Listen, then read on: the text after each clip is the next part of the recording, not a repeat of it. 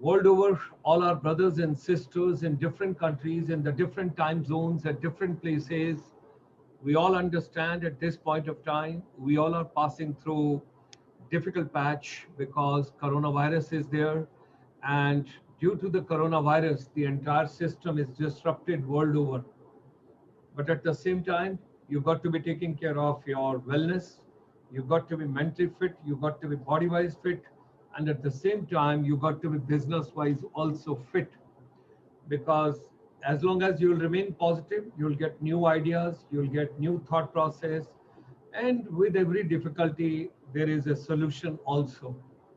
Today, there are a lot of difficulties on the internet, but well, we are talking to you from the hotspot, and I'm pretty sure that God would help us, and we will be able to do this particular program through the hotspot. So this particular morning, we have got 158th webinar, making education relevant, and under this, we have got a very distinguished young entrepreneur. His name is Rex Pereira. He is the serial entrepreneur, he's investor, writer, and art curator.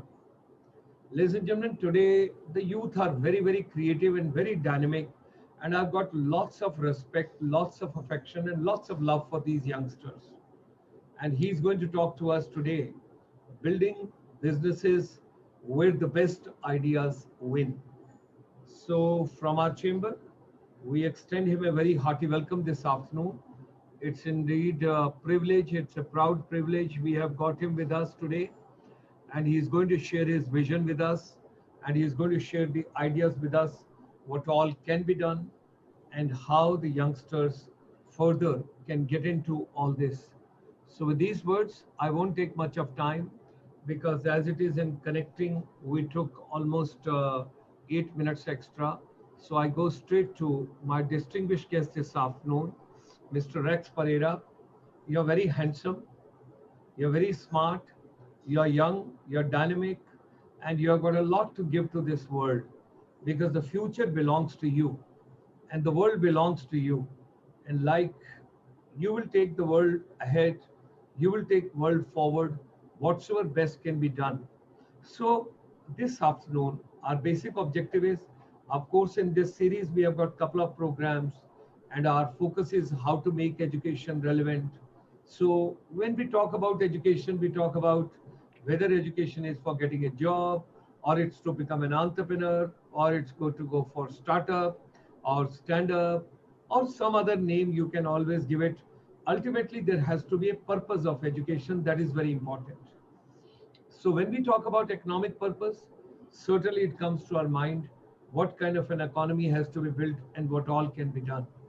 So with these words, Rex, let's share your views, let's hear you, and let's hear you out with all the wonders. Share with the universe what you are doing at present, what you propose to do in future, and what inspiration you are bringing for younger generations like you.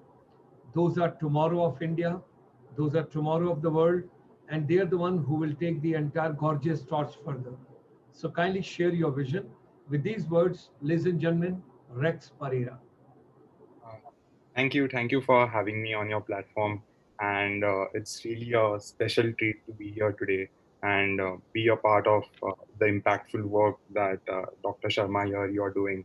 And I mean, this shouldn't be taken lightly because, we are what we are because we learned something from the people around us, or we read something somewhere, or we faced adversities that, taught us something. And at the end of the day, it's these abbreviations of education and learnings from here and there that decide what we are as a person and what our life is going to be in future. Now, we can't judge a book by its cover, but we can definitely judge a book by its first few chapters and certainly by its last. Now, I was lucky to realize a few important concepts in life while I was still in school. And I have been constantly using and improvising these concepts to construct the narrative of my personal as well as my professional being. And the main concept that I would like to share is what I call as probabilistic cognition. And what I mean by this is that I look at every personal and business decision as probabilistic. You can never be 100% sure of anything. And I have tried this a lot, but I am at this stage where I have realized that I can never be 100% sure of anything at all. So what you can do is that you can make sure that you take up a few steps, you take up a few initiatives, which can be logical, sometimes even illogical, but what you can do is you can try to get these probabilities on your side. And this whole concept has actually helped me a lot in business. And I'll just give you one example. So when my partner Shrex and I started this our first company, which was an advertising technology agency, we desperately needed clients. And for that we needed to have connections and do something that others in the industry didn't. And typically you will find marketing executives at conferences that are for such kind of client agency relations, or maybe particularly for marketers. However, my partner and I would travel distances to be at conferences that were meant for retail, to be at conferences that were meant for operations, to be at conferences that were meant for real estate segment, basically anywhere and everywhere. The good thing is that this is how we closed our first few big clients. And if you would ask me what we were trying to do with doing all this hassle, I would say that we were just bringing the probabilities on our side. And businesses need this all the time. What we This is what we generally term as decision making. And most creative and disrupting companies that we know about already know this, and they know the fact that a good company, a difference between a good and a bad company is that the good company took a idea, made some innovative turns and inventions, and executed it in such a simplistic manner that it shook the world in a way. And these ideas play a much critical role when this play a critical role than what you think they do, because usually we tend to take these ideas lightly. And what you have to realize is that this businesses that these businesses need constant innovation and inventions, because the next Bill Gates is not going to build an operating system. The next Mark Zuckerberg is not going to build Facebook again, and the next Larry Page or Sergey Brin will not build a search engine. So unless companies actually invest in gathering, selecting great ideas, they will fail soon enough. And today's best practices, the so-called best practices, lead to nothing but dead ends. And best paths are the untried paths, and this will be created by the young entrepreneurs that which are coming up.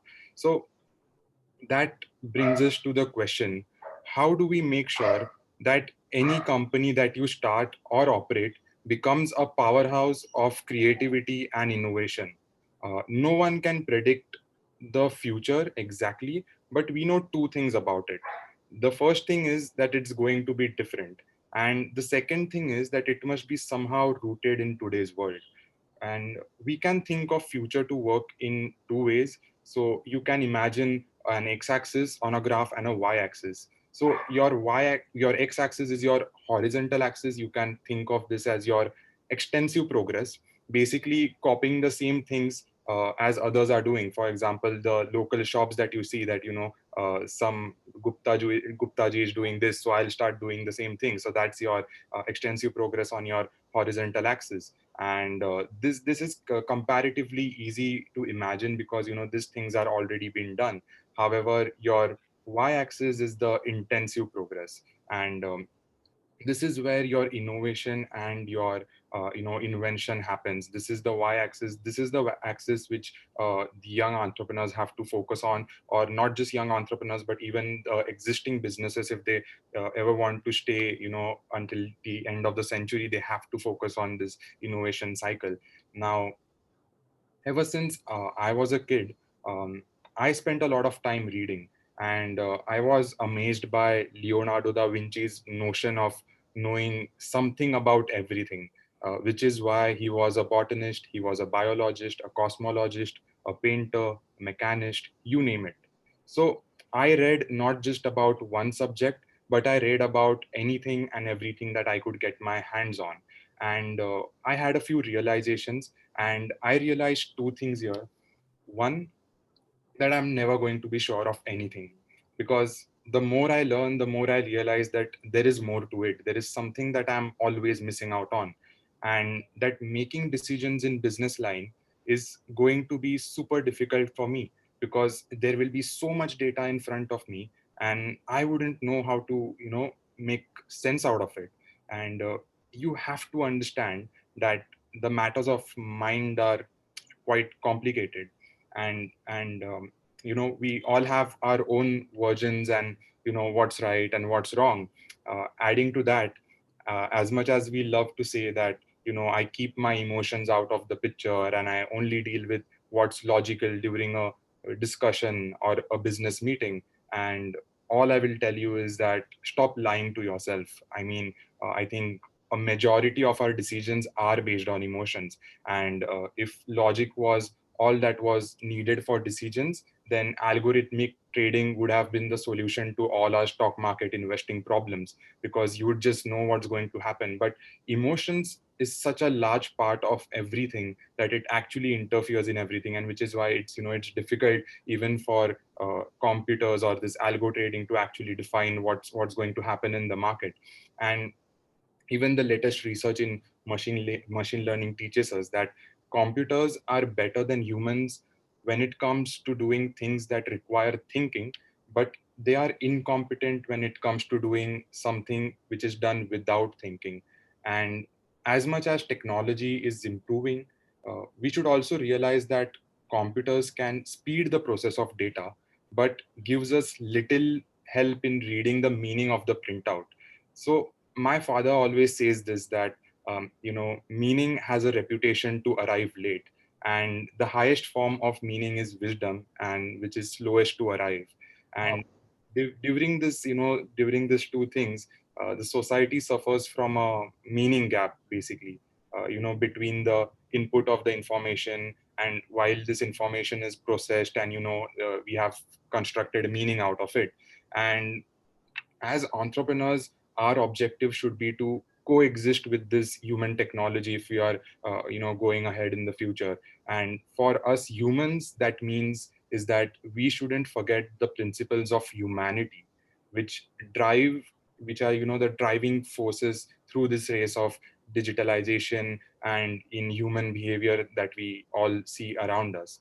And this brings us to the colossal issue of breeding a culture inside the companies that brings about drastic innovation and expansion. And I'm going to share a few points, and these are points which I have actually tried, which I've actually experimented with, and I keep learning, I keep making sure, and I think this will be until the end of time, until I have been doing and forming businesses. But this thing will keep going on, because I learn something, I process it, I form a different way of doing things.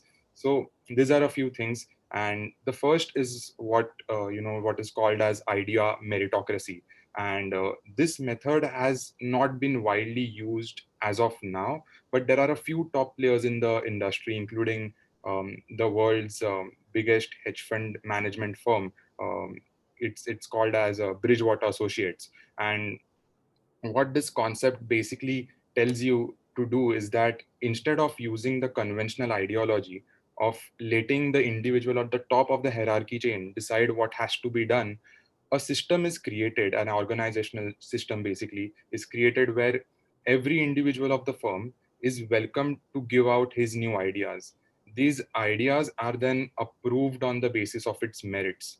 The idea with the most amount of research and clarification of meaning regarding that research is the idea that you can bet on.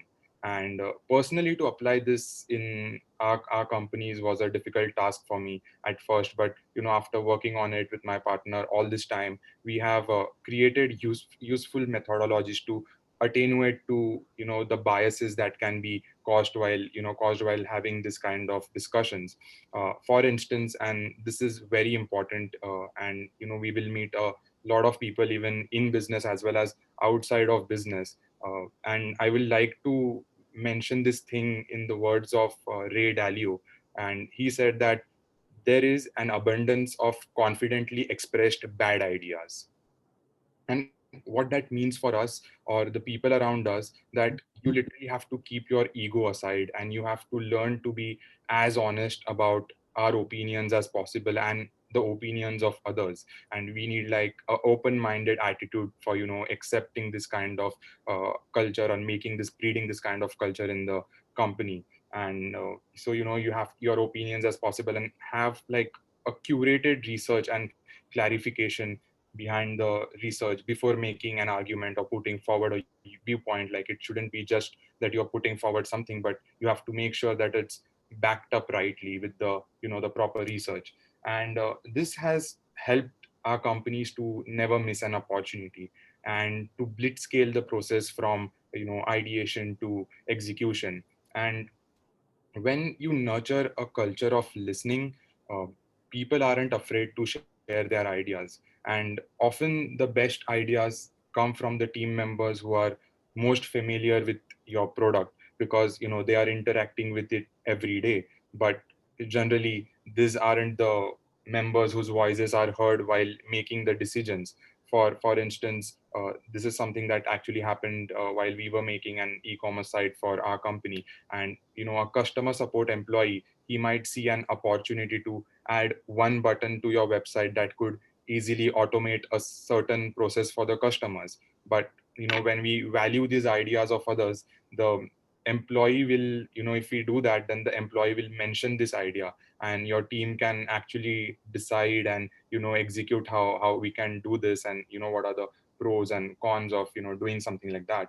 So the point being that people in the thick of things are perfectly positioned to see these opportunities of growth, and they are often closest to the data that proves there's a problem they can solve.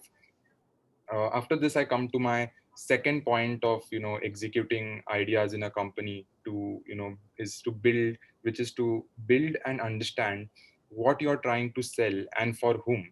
And this is like a major problem, and I have made these mistakes. A lot of other businessmen that I know have made the mistakes. And it's that and this is mainly important for startups as well, as we are dealing with so many ideas. When you're like a big organization, things are quite considerably stable, but startups have to deal with a lot of ideas. And how do we come up with ideas for startups? And the main thing to realize here is that while you're designing the product for for the market or anyone, sometimes what people or entrepreneurs do is that they really get carried away into doing what they want instead of knowing what the market actually wants or needs. So the thing to understand here is that your business idea is not just some passion pursuit. It can definitely be one of the things, I'll give it to that, but it can't be the whole thing. And I mean, that's what differentiates a hobby from a passion, is that you're actually listening to the customers. And it's great to have that kind of mindset before you go out and do anything. And if you look at any successful innovative businesses, they are generally based on these few things, which I'll just explain in short. The first is where you're it's called as improvisation innovative businesses. So these are basically the type of businesses which take one idea which is working in, maybe let's say, some another country, and they bring it in a different market. But they don't copy it 100%. They make a lot of innovative changes in that. And this is one way of coming with different ideas, which is you take something that's already working, but you tweak it somehow. You tweak it in a way that it attenuates to the customers. And you can think of Ola cabs, which is in a way, the idea came from Uber. There's Paytm, which is something called Zeal in USA, if I'm not wrong, and Flipkart, which comes from Amazon. So that's one way. The second way is that you straight away research about a market and you innovate. you don't have anything else. You just form something different. These are like the companies like Facebook. You can think recently you can think of Byju's, and I think it's doing really well, headed by a great team. I suppose it's $8 billion valuation, somewhere highest in the world, I guess. And so this is one of the second ways. The third way is when you design something in one market, but you do the sales in another to keep the costs low. So these are like the three things that you have to know about, basically the three things to come up with ideas in a more business point of view. And to really know if your idea is good, there's only one way, which is to see how consumers react to it. So it doesn't matter if what your friend or your mother has to say about it. What we so it doesn't matter about that. It's all about the consumers. And what we at our company do to formulate this idea is this very interesting thing called as design fiction. And so design fiction is used by different companies in different ways. They have different processes. It's not the same for everyone. But definitely you can, if you're trying to build one for your startup, you should look at what other companies are doing when it comes to their design fiction. You can look at 2 3 companies in your industry and see how you can collaborate it, mix it up, form one that actually suits you the best.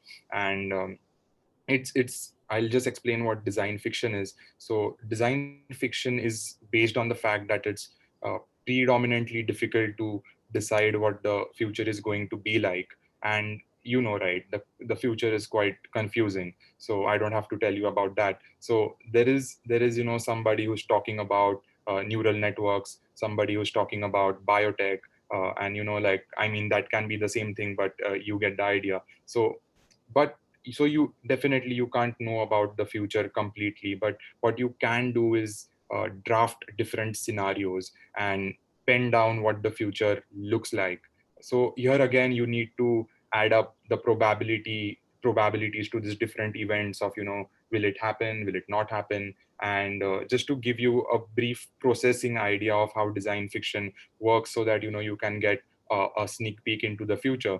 So first comes what we call as the foresight study, where we read everything from blogs, articles, reviews, anything that has to be basically your research, and you have to go through things a lot and intensively. And second is what is called as fiction generalization, where you're capitalizing on this information. Because if you read all this and if you research all this, but if you're not doing anything about it, then it's just waste. So you have to have proper processes so that you can make sense out of this out of this whole sea of information. And in fiction generalization, what you do is that you are looking at the chances for future implementation of your product or service, and you need to actually think ahead of time and imagine how this product or service can assist you. And you need to take up such thought experiments with an ample amount of individuals, so that you get a better idea of what's happening. Because you can't just base it on thinking of one person. You have to know the viewpoints of different persons and people. So you need to ask yourself what will be the needs of an individual after the, let's say, 30 years, 40 years, 50 years, and what will be the necessities of an individual at that point of time, and so on. So in product building, there's a difference made, which is called as supplemental products versus medicinal products. And I don't mean this in terms of healthcare. I rather mean this in terms of the product making. So your supplemental products are the products which are your needs, and your medicinal products are your products which are your necessities. However, what happens is that there's this very peculiar thing, which is that internet, for example, internet was supposed to be a supplement, ways of communication, but it turned out to be a medicinal product after all these years of prolonged using of internet. And it, you can't stay without internet right now. So you have to think if your product or your service is going to be a supplemental product, or is it going to be a medicinal product. And based on this, your pricing, promotions, everything will matter. And you also have to maybe look at if your supplement product will be a medicinal product at some point in future. However, typically that's quite that doesn't happen, that you rarely, it's very rare basically. And here I come to my third point, which is what I call as plausibility scenario, where you have to fit the needs of the person to the type of product that you're building. And you also have to do a reality check, thinking of the conditions that are around you. So how this is different from fiction generalization is that you definitely do a part of it is like fiction generalization, where you're looking at the person and seeing how the future is going to be with that product for that person. However, here you're also looking at the extraneous things, the things, external things around you. For example, you can think that, let's say, just an example, okay, so you can think that after 30 years there will be flying cars around us, flying cars will be invented. But what plausibility scenario things is, it's like a reality check. It asks you, is it really going to be that way? I mean, yeah, definitely flying cars can be invented, but will the economy, will the will this, all these nations, will the ecosystem basically support it? So can you imagine right now that after 30 years you look up in the sky and you see a flying car, and there are there are people and the other things that we have right now. So how much do you think is it, if it's possible, or is it not possible? So that's about your plausibility scenario. And the final step is what we call as strategic broadcasting. And strategic broadcasting, in simple terms, it's all about your timing. And obviously there are many systemic ways to decide this. Even for the processes mentioned before, there are a lot of systems in place, but I'm just giving you an overview of things. And strategic broadcasting is all about timing. So basically, if you're not doing anything, if your idea is not unique to the time that you want this idea to come about, and then you're basically doing it all wrong. It has to be a perfect timing, or you at least need a plan that let's say after 2-3 years this will happen, so I can start right now. And after going through this, this few steps that I just mentioned, in the last, we generally make a list of things that we want to do for executing the idea. So this is how we majorly use design fiction to come up with innovative ideas that can disrupt the market. And such processes might take some time, right? So I'll just let you know that you can't decide this like in one day, and it just can't happen that way, because you will be having 100 ideas in your head, or 50 ideas, 20 ideas, and after a bunch of ideas, you'll have to select the one or two that you want to go ahead with. And just to give you an example of how important it is, I'll just mention what Steve Jobs said once. And this is very important. I think I learned a lot just from this few lines when I saw this video of Steve Jobs. And he said that people think focus means saying yes to the things you have got to focus on, but that's not what it means at all. It means saying no to hundreds of other good ideas which are out there. You have to pick very carefully. And he also mentions that he's actually proud of the things that they didn't do in Apple more than the things that they did do in Apple. And basically, innovation and invention is saying no to 10,000 things. So think of this, this whole process of design fiction as the filterers of idea. So you take an idea and you think about if it's going to be something, and you make it go through this different structures and processes to see if it's actually going to be something. And such ideations are usually not given the attention spam it deserves, because as humans we have the tendency to see a causal effect relationship. When we see things changes in short term, we always need this, we have this, I don't know, it's just tendency of humans. I have just observed it. I don't know a lot of research about it as such, but I think even you guys should know that sometimes we just want to see this thing happen right now. And even in stock markets, we want to see the differences. If I've invested an amount, I want to see if it's going up or down right away. Even if it's going down, I don't mind, I'll take it as a loss, but I want to see it right now. I don't have the patience to go out and wait for like a week or month and so on.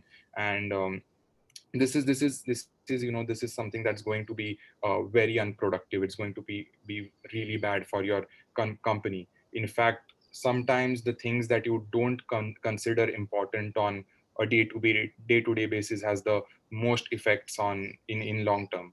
And for you to realize and identify such things, the only way is to look at things from a overview, a top view. Basically, you have to know the gameplay of everything that's in front of you, get the probabilities on your side, like I had mentioned before.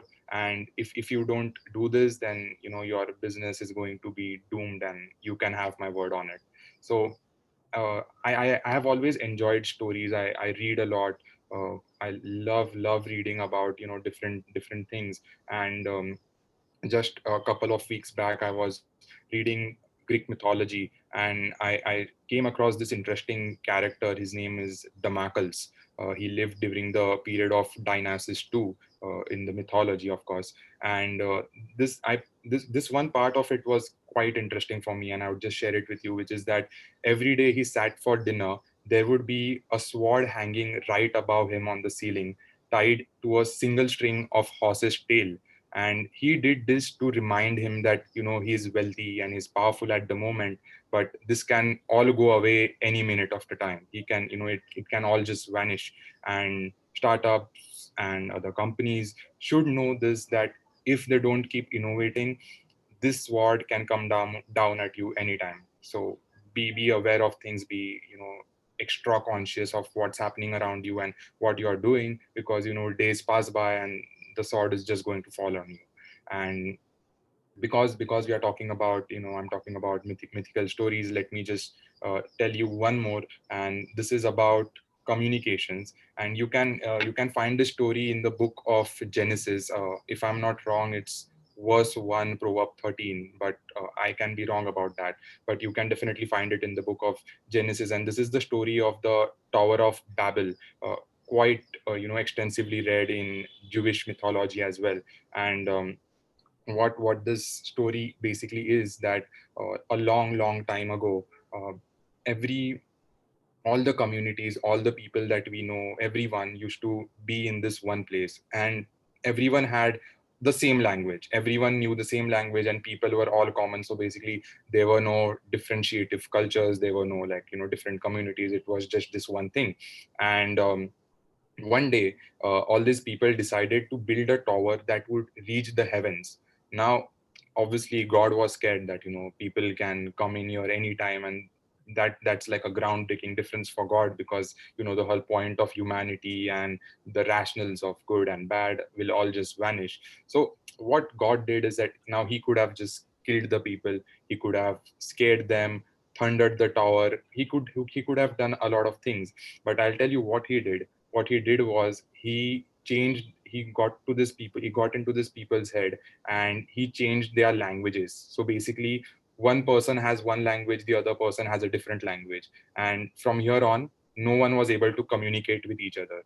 And as you might have guessed already, the tower wasn't able to build. One reason, which is communications. So if you're just imagining how important communications is, this is what it is.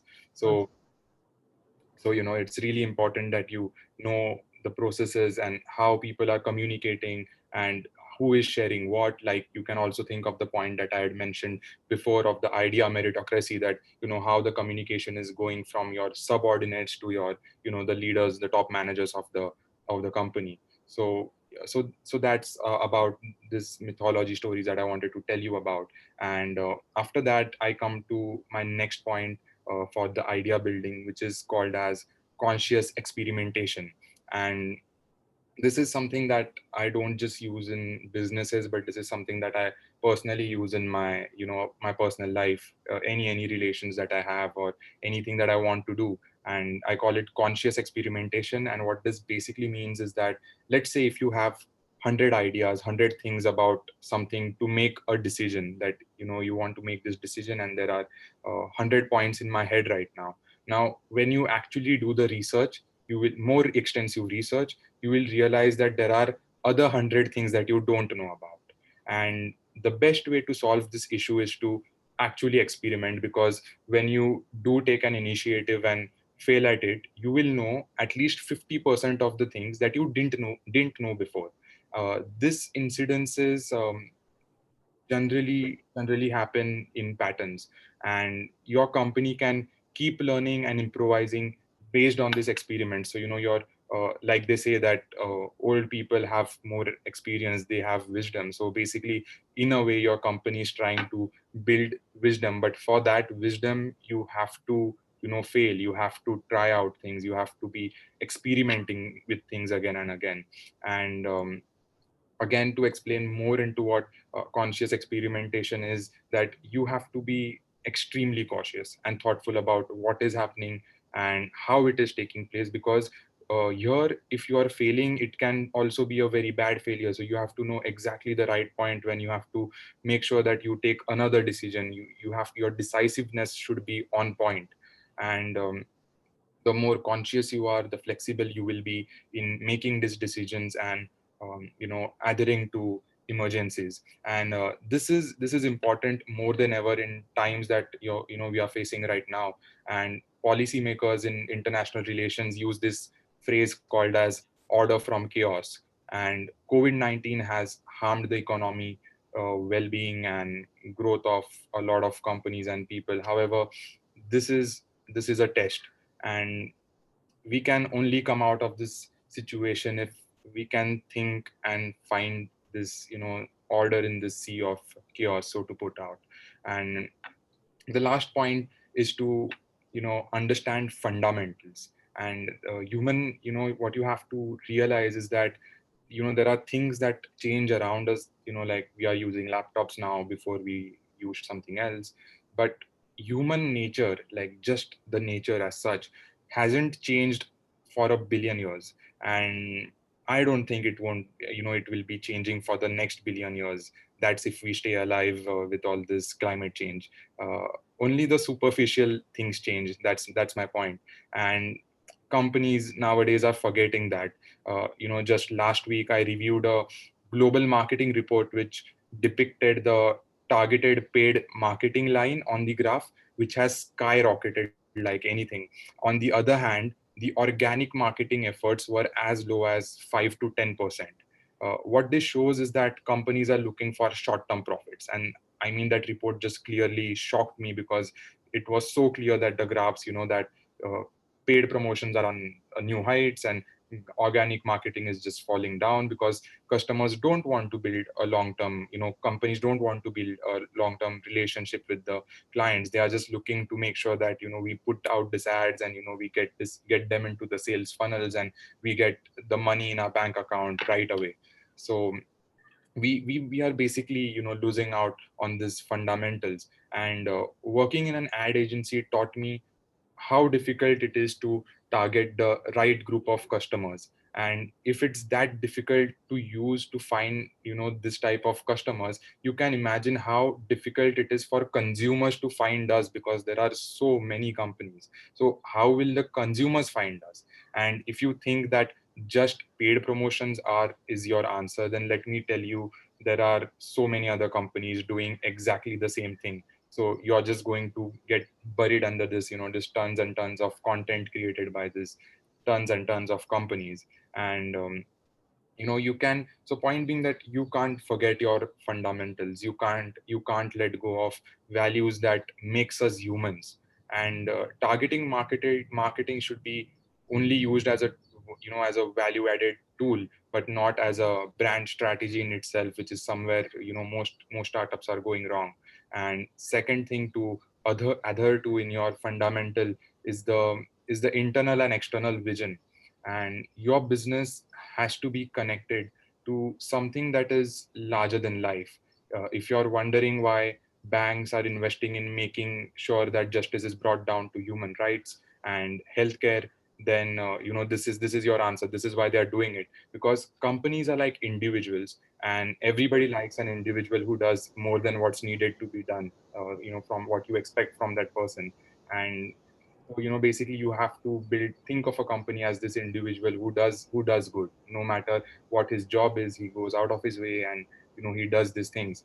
And there also has to be an internal vision, because the the best entrepreneurs know this, that every great business is built around a secret that's hidden from the outside world.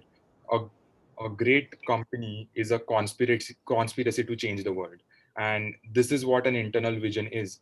And most businesses think that vision is putting a fancy line below the name of your company, but that's an horrible mistake, because your vision should be something that you and your company breathes off. And if you think about it, a collective cause where people come together for achieving a higher purpose have made wonders. And you can actually go down the past, read what Apple did or other big companies did, or any other cause for that matter, not shouldn't be related just to business, but people coming together under a cause, it's brings a huge difference. I think if you ask me how the world is changed, this is how the world is changed. And to bring about such vision, you need a unique set of observation and perception of the world. You need to follow this loopholes. Basically, you need to be able to see this loopholes. And for me, it was art and cinema that taught me these lessons. And what art tells me is that there are no rules. It bends itself. Art bends itself in various forms, always remaining flexible and following no trends. And yet it can be adored nevertheless. Yet it can be pretty. It can be something that people from all over the world come and watch. And I was able to start and scale businesses at this young age only because I perceived the world not in form of norms, but rather as a forum of action, where where you can do things, uh, innovate things, mold things. And you don't always need the members of the society patting your back and saying that okay, you're doing the right thing. So I'll just give you an example of this book I came across, maybe I think last year, and I always keep this notes so that this things that I read keep helping me in the decisions that I make. And this book is by J.D. Keen. You can actually read it. It's a very good read. And the book's name is Mind Origins of Madness, Psychopathology in Animal Life. I think it was publication was in 1979, if I'm not wrong.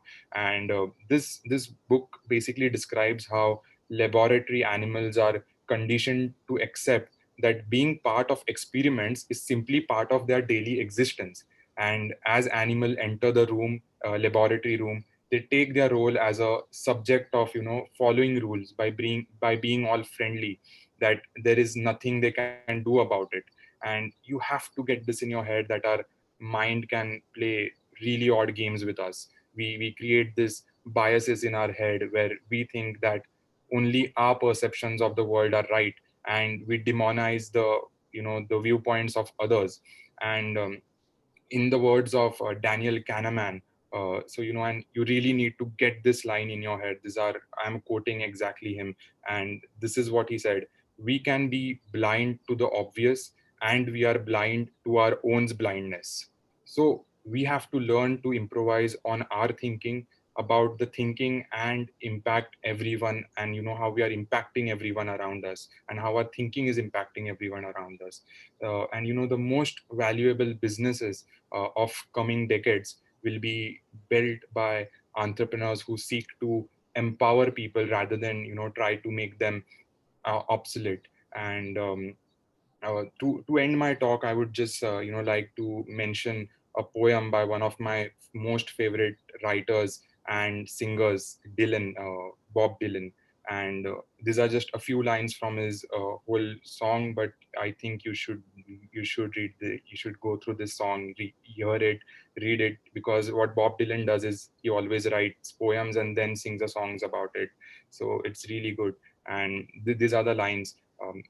Come, gather round people wherever you roam, and admit that the waters around you have grown, and accept it that soon you will be drenched to the bone. If your time is worth saving, and you better start swimming or you will sink like a stone, for the times they are changing. Come, writers and critics who prophesize with your pen, and keep your eyes wide, this chance won't come again. And don't speak too soon, cause the wheel's still in spin, and you don't know who it's naming. For the losers now will be later to win, for the times they are changing. So that's about it. I think this was helpful for you. Uh, Thank you, Rex. Thanks you. You know, you're quite young and there's a long way for you to go. There is so much to share with the world. And we only pray to Almighty, and we always bless you, and we would look forward to your bright, better, dynamic, vibrant tomorrow where you are doing wonders of your life. Thank you, Rex. Thanks for coming today, and thanks for sharing your thought process. Ladies and gentlemen, it's available on the YouTube live. You can see it on Dr. Gulshan Sharma's page or ICSI's page. And we wish you all the luck. We wish you all the best. We wish you all the good days ahead. Keep shining, keep growing, keep doing well. And I'm pretty sure the whole world will be proud of you. Thank you.